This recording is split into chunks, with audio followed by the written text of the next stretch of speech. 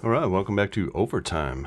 We are in extra time in this triple threat basketball game between Team OG and Team Next. So, Team Next is players from 2000 to today. Team OG, full of players from the 70s, 80s, and 90s. This one is 128 to 128 going into the overtime period. Larry Bird sent us to overtime with a last second 2-point shot. And a really good one. If you missed any of those, each quarter is its own video, so you can go back there in this playlist. There'll be a playlist for these videos for this game, and so it's going to have at least 5 videos. We'll see if it goes to overtime number 2. Excuse me. And overtime is 5 minutes in the NBA. So we're just going to set that at 5, and we're going to try our best just to keep score down here for overtime. And we have all of our starters back on the floor. So for Team Next, it's Steve Nash, Stephen Curry, Kevin Durant, LeBron James, and Shaquille O'Neal. For Team OG, it's Magic Johnson, Michael Jordan, Larry Bird, Karl Malone, and Hakeem Olajuwon. We have a tip-off for overtime, so it's just like restarting the game. So black die is going to be the home team, Team Next. White die is going to be the away team. And the tip goes to the home team. And let's get this one kicked off.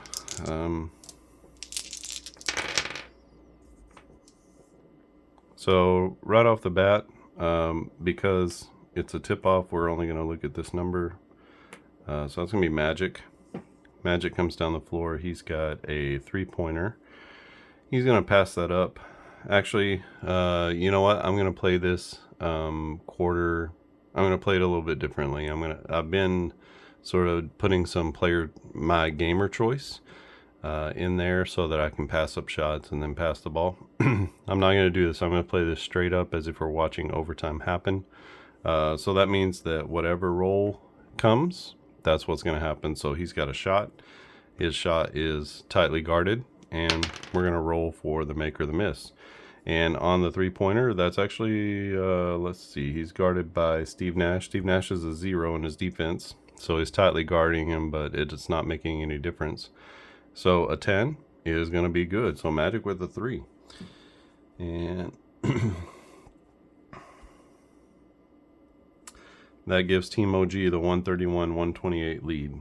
So this is just one of those ways that you can play, where if you just want to kind of sit back and watch the game as it happens instead of making choices, you can do that as well.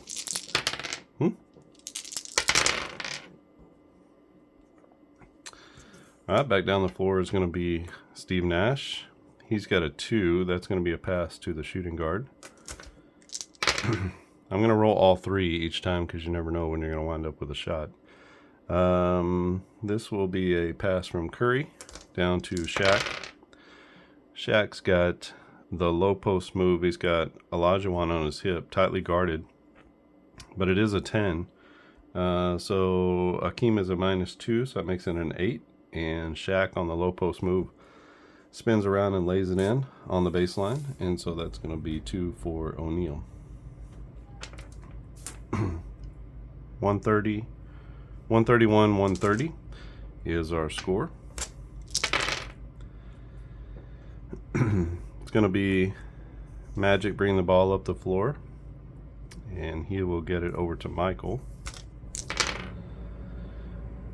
Jordan has a mid-range jumper. He's got a hand in his face, and his roll is a 6. He's being guarded by Curry. Curry is a 0. So again, this whole backcourt, nothing is there. They could play tight defense all they want. It's not affecting the shot. So a 6 on a mid-range jumper for Jordan is going to be good. So Jordan puts it in for 2. Oh, wrong place. And that sends a score 131 or 133, 130. And we got to take off some time here. I forgot about the time.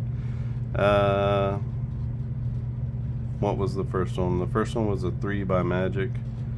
That was 1, 2. So this is going to be 4, 3, 2, and then 1 and 0. So that'll get us through overtime. Should have done this before, I guess. Let me just pause this and I'll finish this out. Okay, now I got our overtime grid drawn out. So I worked out the timing. We're down to 4 minutes and 15 seconds left. After that Michael Jordan jumper, 133 to 130. 133 to 130. Team OG is in the lead. Steve Nash brings it up the floor. He's going to pass to the shooting guard Curry. Curry with a drive, and he's being tightly guarded by Jordan. So this is going to be a 7 instead of an 8. So a 7 on a drive is going to be a pull-up jumper for Curry, and that's going to be good. As Curry brings them within 133 to 132, our score in the overtime.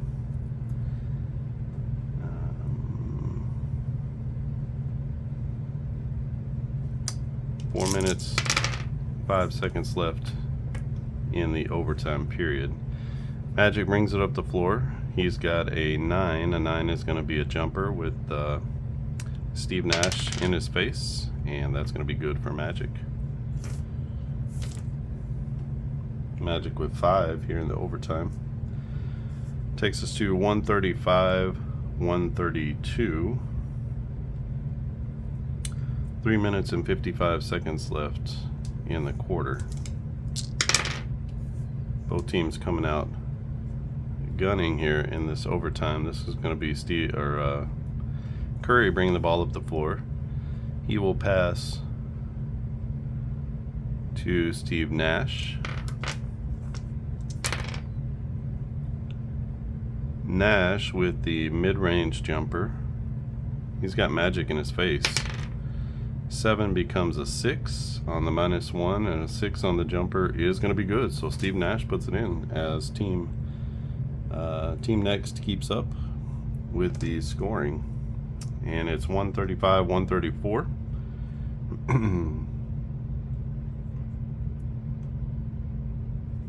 Down to 3 minutes and 40 seconds left. Off the make, it's going to be Magic walking it up the floor. He's got a pass here to Olajuwon.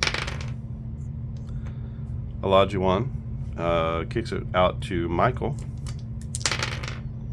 And Michael with the what? He's got a 3-point shot. It's open. And Michael Jordan drains the 3. And everybody's hot as they take the 138-134 lead. 1, 2, 3, 4, 5, 6, 5. So 5. So we're here to 3 minutes and 15 seconds left. Got a little enthusiastic there with my timing. It's going to be Steve Nash bringing the ball up the floor. He will pass it to Curry. Curry with the mid-range jumper. He's open, and he's going to miss on the jumper, so Curry can't keep pace here as he misses on the jumper, and that's going to take off 1, 2, 3, so it takes us down to right at 3 minutes on the miss. Coming back the other way is Team OG, Michael Jordan with the ball, and he's going to pass to Magic. Magic is going to get it right back to Jordan. Jordan, with time running out, has got a 10. That's going to be another 3-pointer. This time he's got a hand in his face, but it doesn't matter. And on the 8, Jordan, back-to-back 3s as he extends the lead. to 141, 134. 1, 2, 3, 4, 5. And we are down to 2 minutes and 35 seconds left. And team next is going to have to make a move here. Steve Nash with the ball. And 8 is going to be an open lane, and he will take that. A 2 on the drive is going to be a miss, so he gets to the rim, but he can't put it in, so that's going to be a miss for Steve Nash. He takes up 2, and on the miss, coming back the other way, is Jordan with the ball. He's got a 3-pointer, but he's all covered up with the 10. He's taking the shot anyway. And it doesn't matter because he's got a 0, right? So it's Michael Jordan with 3 threes in a row, and he is starting to feel it. 144 to 134 is the score, as MJ is completely taking over this quarter with 11 points in that overtime period. This is exactly what you would expect Mike to do. Steve Nash coming down the floor. He's got a mid-range jumper and he's open. He takes that and misses. So Nash with another miss is it's really sinking team next. 2 minutes and 5 seconds left in the quarter as they are not able to keep up with MJ. This will be Magic bringing the ball on the fast break. So off the miss, a 4 is a fast break. An 8 for Magic is going to be an open lane to the basket. A 9 is going to be a layup as he lays it up and in. So between Michael and Magic, nobody else has had to do anything. 146, 134 is our score. Magic on the fast break takes us down to 1 minute and 55 seconds left. Of course, anything can happen, but team next really needs something to happen. Nash brings it up. He's got the open lane, and that was a 7. So a 7 on the dribble drive. He's guarded by Magic, who's a -1, so that's a 6, and that's going to be a layup for Steve Nash.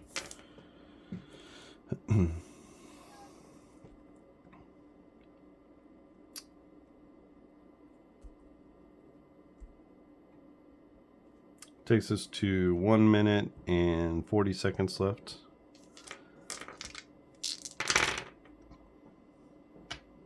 On the make, it is Jordan pushing the ball at the floor on the fast break. He's going to pass it to Magic. Magic with the mid-range jumper. He's got a hand in his face, but it's an 8. So on the jumper, that's going to be good for Magic Johnson. And that pushes the score to 148, 136. 1 minute and 30 seconds left in the overtime period. Up the floor comes Nash. We're going to have to go create some new numbers here. I ran out of numbers. Nash bringing the ball up the floor. He's going to pass it to Curry. Curry with a 5 is a pass down to Shaquille O'Neal.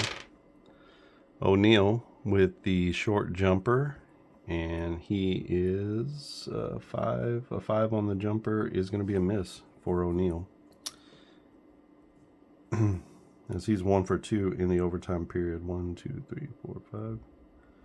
And that takes us down to 1 minute and 5 seconds left in overtime. On the miss, it's going to be a fast break with Magic Johnson pushing it up the floor. He's got a 6. A 6 is going to be a pass to the center. So Hakeem Olajuwon running the floor. He's got an opportunity for a layup, but it's contested by, we'll say, Shaquille. So a -2 makes this a 6. A 6 on the layup is a layup, so up and in for Olajuwon in the overtime period, and that's going to be a bucket. That takes us to 150, 136. And 1, 2, 3 on the fast break with 50 seconds left in the overtime period. Coming back the other way on the make is going to be Curry pushing it up the floor on the break. Curry's got a 3-pointer. He's open. And he's going to miss on the 3. That's a 3 right there. So he misses on the 3. And a quick shot only takes 2 of the ticks off the clock. So we're down to 40 seconds left.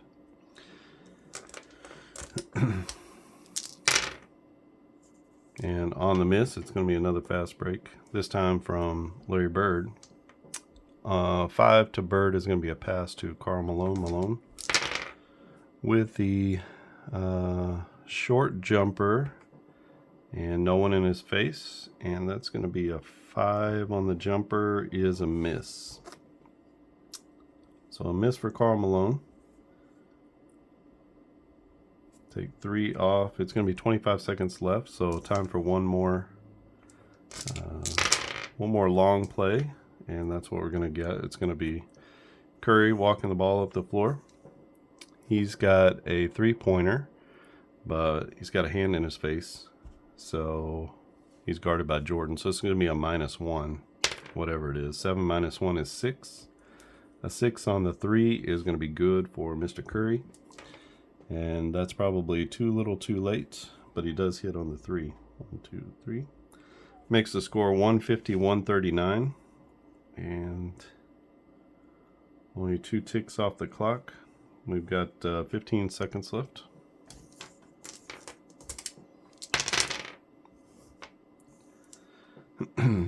Off of the make, it's going to be Jordan pushing the ball up the floor.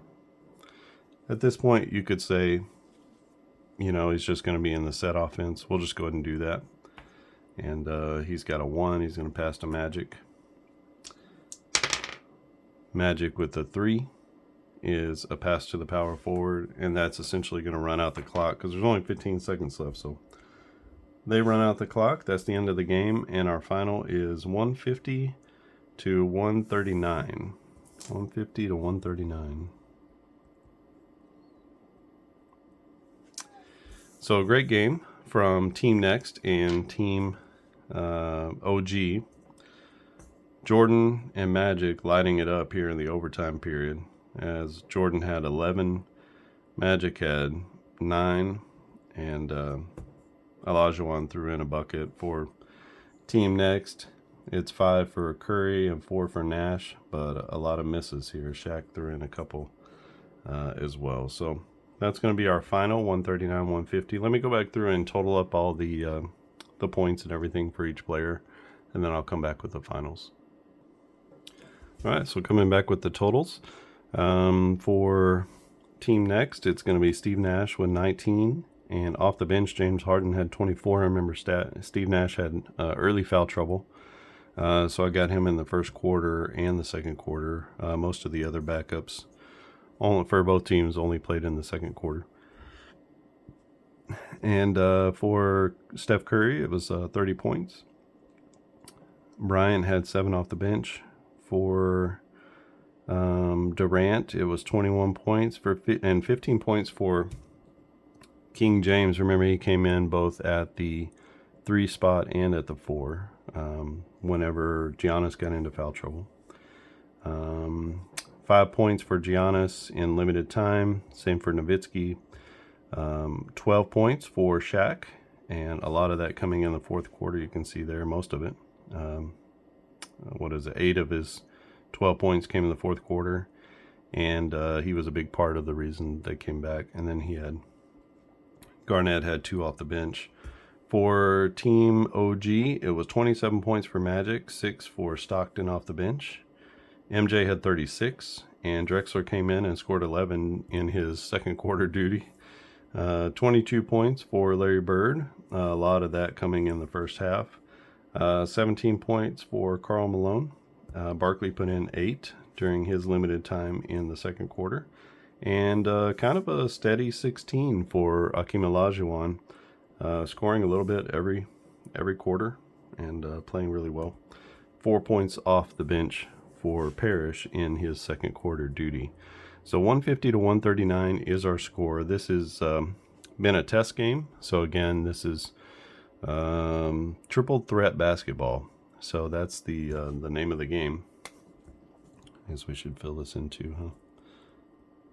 So after overtime, that's what our score is, 150 to 139.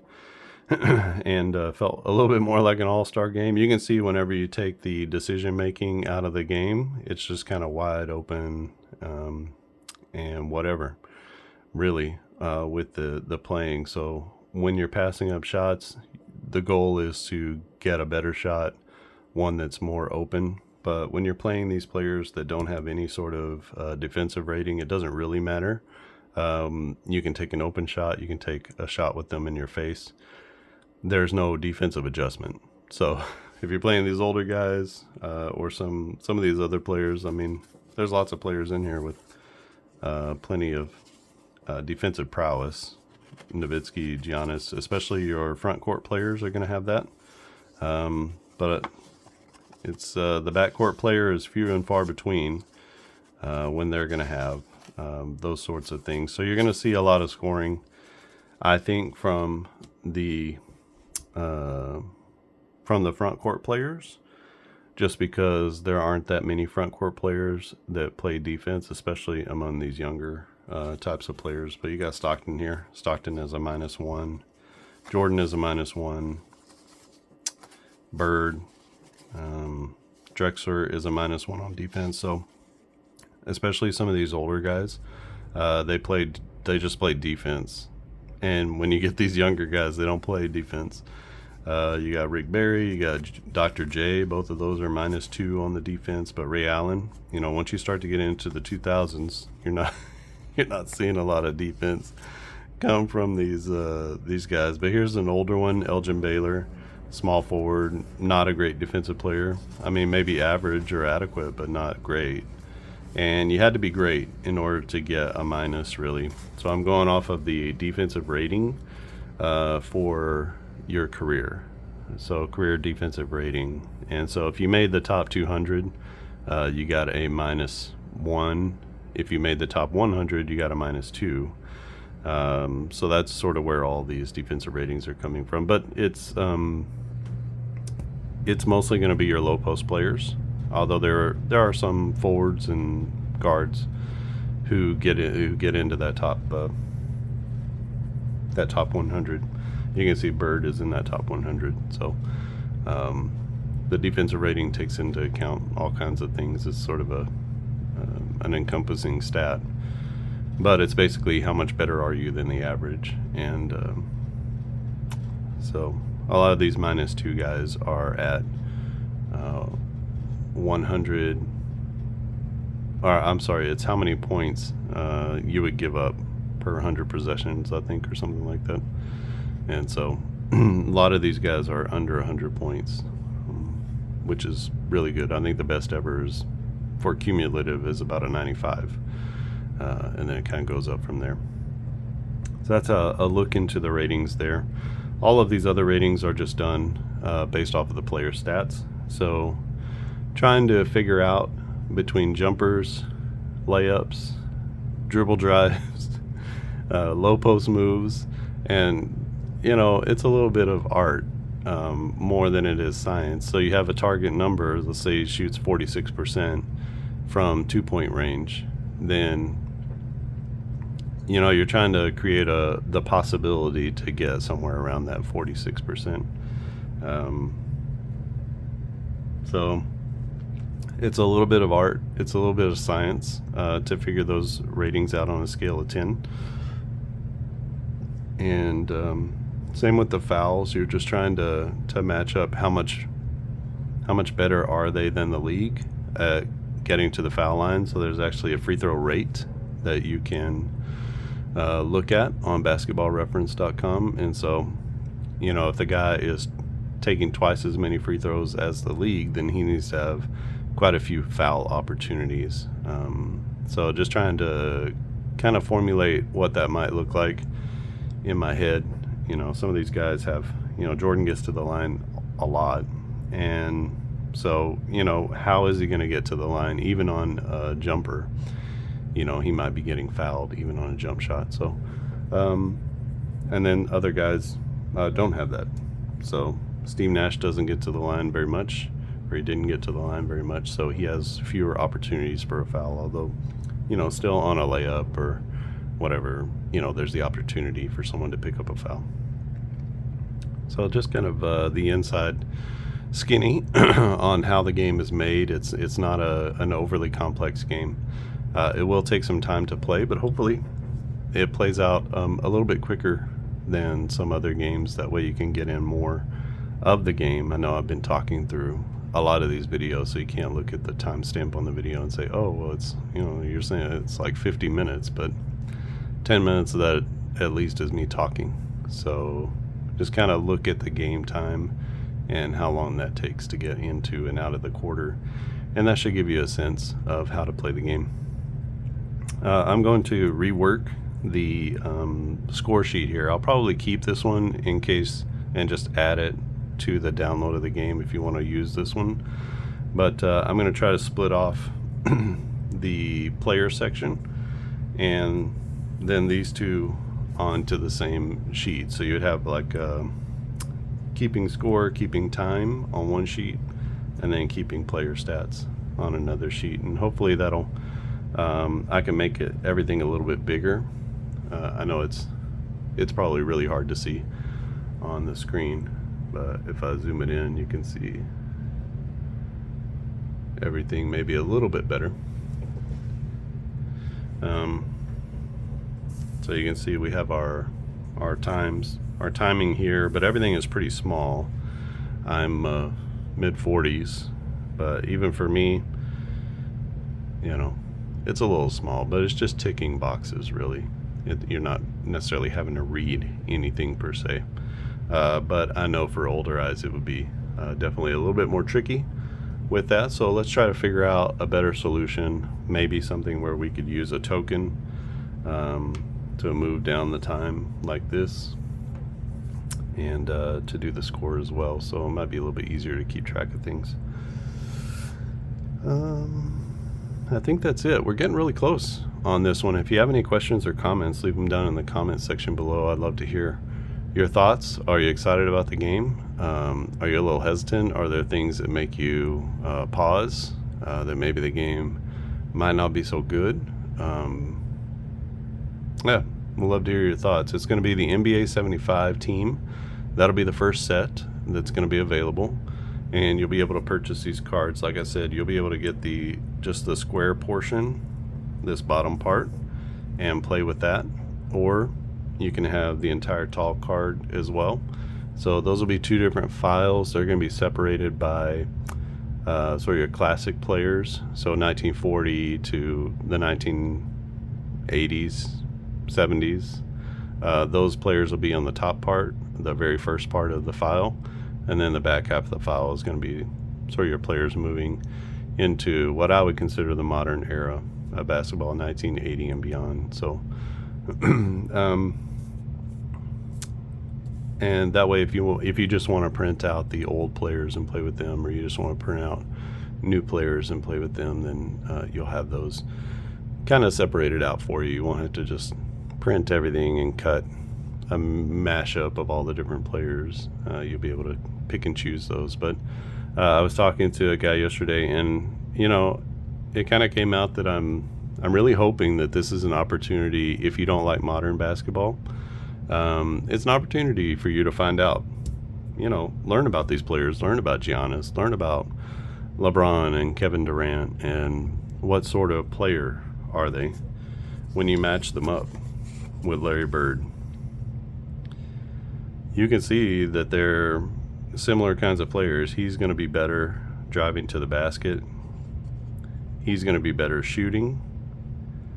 But they're both great free throw shooters. So you just kind of learn things about the different players and say, okay, so this player is a lot like X player. You know, don't know much about Earl Monroe. You know, what kind of player is he like? And you can put them up and kind of compare them to other people to find out what sort of player that they are akin to these two guys here. You know, they're not exactly the same player, but they're pretty close. You know, they're really close. He's a little better jump shooter. He's a better three-point shooter, but that's kind of what you can read instantly off of the green. And you can, especially if it's, you know, if it's far away, you can get a sense of almost like an equalizer on an audio system.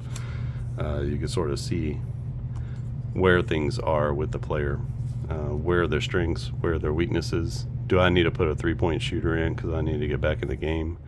That type of thing. And then if you're playing where you can choose who gets the ball and you just kind of roll to see if the pass gets to them, then that is sort of the ultimate in gamer choice. So you want LeBron to score a lot of points, just keep feeding him the ball. He's probably going to score. Is he playing against a guy who's only a -1? Then keep giving him the ball and let him shoot, because he's, you know, even with someone who's a -1 defender, he's going to be able to score on them pretty easily. Because look at his scoring, especially you know, if he's dribble driving in to the basket, he's got an 80% chance of something decent happening for you. So if you're playing with that sort of mentality of getting people the ball, you can begin to control assists. You can begin to control points and stuff like that, so that it will make it a little bit more realistic. So my point is that the gamer can make this as realistic as he wants or she wants, just by getting people the ball in particular positions on the court. So on a fast break, if you want somebody to be scoring all the time, the first person's covered up, pass the ball to that person, because there's no rules that say who is going to be on the fast break with you. I suppose you could homebrew that if you wanted to, but it's an interesting thing. It's an interesting game, and I think there's a lot of room for homebrewing some things. I think there's a lot of room for features and options, so you can kind of turn things on and turn things off. That's sort of how I like to create games, is similar to what you would get from a video game type of experience. So do you want it to just be wide open and free flowing? You can do that. Do you just want to kick back and let the computer run everything? You can do that as well, like I just showed you here, where you just roll the dice and play out whatever plays out. So before, I was looking at guys who had shots, they were tightly guarded, you know, I passed that and try to get an open shot somewhere. That also takes more time off the clock, which means less scoring. So it's you know, just kind of how you want to play. You want to play loose and free like that, like I did in overtime. You know, they scored quite a bit more just in that 5 minutes than they would have scored. They were probably on a 15 or 20% higher scoring pace, Team OG was, than they were during the rest of the game. So part of that is because you just take the first shot that comes, and whatever happens, happens, right?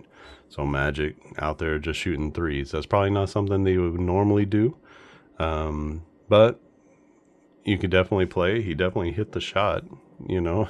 He just wound up rolling a 9 or a 10. And the odds of that are small that he's going to be like that. But maybe Magic goes off one game and it just becomes like that. But the issue with that becomes these three guys here are going to hold the ball. They're going to have the ball a lot. So unless you get the ball down low to these players, which is what the passing sort of system, passing up shots and getting them to people, that's what that's meant to do, is to help distribute the ball, then it's going to be a little bit more difficult, because there is a better chance that these guys are going to wind up passing to somebody, but there's no guarantee that it's going to be a pass down low, because they're passing it to one another. So on the first pass, a 1 or a 2 goes to the shooting guard, a 3 or a 4 goes to the forward, and then a 4 and a 5. A 5 and a 6. So each of these only has one opportunity on that initial roll. After that, everybody kind of has an equal opportunity to receive the ball. And then on the third roll, of the possession, the person is shooting. The player is going to shoot the ball. So it's meant to be sort of front court heavy because that's where shots are for the most part for teams. Most teams don't have their low post players, scoring 40 points a game. It's just not necessarily how basketball has always worked, although it does happen occasionally. We have offensive rebounds that are going to help people as well, and so are fast breaks. And there are different mechanisms in the game to try to spread the ball around a little bit. But you yourself, as the gamer controlling the situation, can actually do that also. And if you only played 5 players, obviously they're all going to score higher than what you see here. We had a defensive substitute for an entire quarter, so that took away some amount of points from the starters, but the starters played most of the game, at least 3/4 for most people. So that is a little bit of background on Triple Threat Basketball. I hope that you enjoy this game when it comes out. I hope that you play the heck out of it. I think it'll be fast and fun and still give you the opportunity to do all the rebounds and the assists and the steals and the blocks and sort of get all of it into the game. One of the things that people have asked me a lot about up-tempo basketball is like, how can I get all of the stats into the game? And when I built the game, that's one of the first questions that's going to come. Can I keep rebounds? Can I keep this? Can I do fouls? Can I do these different things? And the game really wasn't built with that in mind. I tried it, and it just really bogged the game down from kind of what it could be. And so I removed all that from the game and only kept points in there, points and turnovers, really. And so it played a lot like this game played, where you're just sort of keeping time and points and that kind of deal. So that felt more like the right way to go for up-tempo basketball. And then this one, I started with the premise, well, how can I get all that stuff into the game? So I actually started this one with that in mind. That was the goal. How can I create a full play game that is easy to play, that you can just get right into and start rolling, that's graphically pleasing, because a lot of, let's face it, a lot of tabletop baseball games and basketball and football games, the cards just aren't very pleasing to look at. So that's always, the aesthetic is always one thing that I'm thinking about. And obviously with the color here is functional, but it's nice. It's just they have their team colors here, so you sort of instantly know what team they're with, or you sort of associate that with them. And, you see the gold and purple, and that's going to be Magic, right? That's with the Lakers. You can see the colors there, hopefully. And, just putting in the little wrinkles of how can we include individual defense. And so just all along the way, building the game so that we can individualize these statistics and then be able to kind of easily pick up those stats, not going through some laborious mathematical process to get to that, but just realizing that you can play it kind of fast and fun. And as long as your percentages are good and true, you're probably going to get to a pretty close place. And I was explaining with the rebounds and stuff like that I was going through how many people typically get. So you have your roll, and then you have your rebounds here, and the center has a 40% chance they're going to get 40% of the rebounds in a game. A center and the power forward on this chart get 7.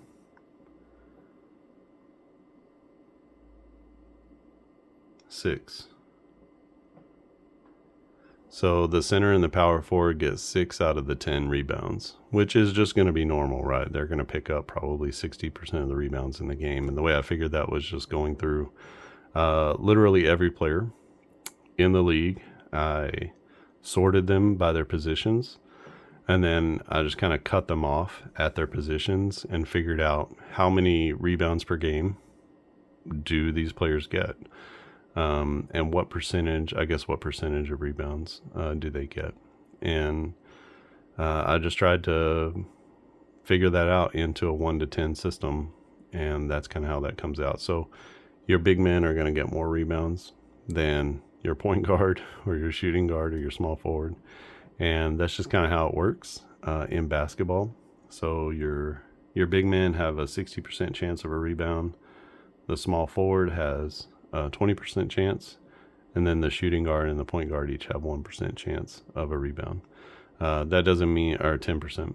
So that doesn't mean that they're not going to get a lot of rebounds. It just means you're going to have to really roll some 10s and some 1s for the point guards to get those rebounds. And then, offensive rebounds, if you roll for a rebound, I like to use the red die because it's just indicative of action or something happening, in my mind.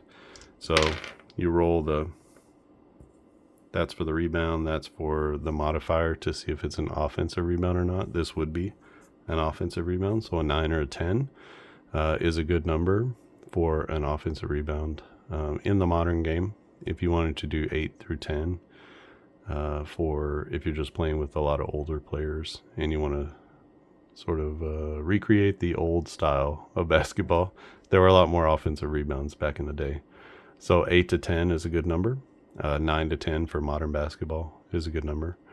And that would be your modifier to decide, okay, is this 10 right here? Is that the offensive player or defensive player? So just trying to take what we have as far as not adding a bunch of a lot more dice into the game, and just trying to work with what we have to create a simple system for creating those extra opportunities. So blocks, steals, fouls.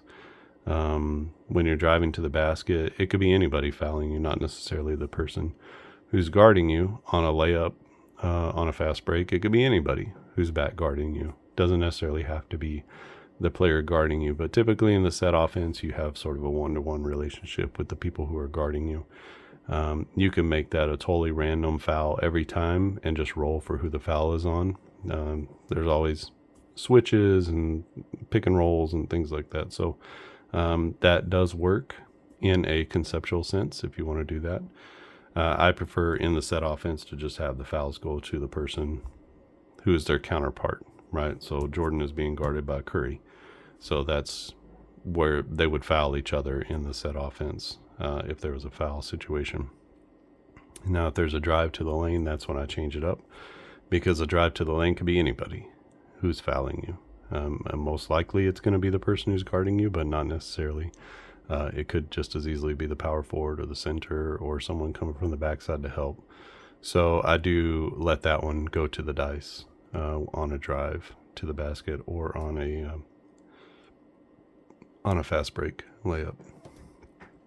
All right, and a lot of these things are going to be in the game guide. I've had someone look at the game guide. He said it seems like really well thought out and easy. I think the game is easy enough to get into. You see your chart, you got the players, and then you got your score sheet, and really that's it's a pretty small footprint for the most part. So I'm going to see how this plays out for another week or two, and then I'm going to try to have a couple people look at the game before I put it out there to be released. But I really do have everything ready to go. Just want to make sure there's nothing here at the very final stages that needs to be changed or something glaring that I've overlooked. So, all right, that's it for this one. It is 150-139, 11-point win for Team OG. The old guys, the old guard, over Team Next. So players from 2000 to today. This was a fun one. Jordan really took over, and Magic took over in the overtime. That's exactly what I would expect them to do as players. And Curry had a nice overtime, and so did, Nash could have, but he missed some shots. So he could have kept him in it, but he missed some shots. And so did Curry, to be fair as well. He missed some shots that could have kept them in the game. Hopefully you like this. If you like it, give it a thumbs up. And if you like the game, then stay tuned. I'll make announcements. I'll put it out on Facebook that you can purchase the game. It's called Triple Threat Basketball. Triple Threat, like the triple threat position. And this is coming to a tabletop near you, I hope, very soon. All right. If you haven't clicked subscribe, you can subscribe to this channel. This is for up-tempo basketball, and it's going to be for triple threat basketball, at least for the moment. We'll see if that spins off into its own channel. But exciting to see it come together like this. Okay, I think that's it from here. Thanks for watching, and I'll see you again next time.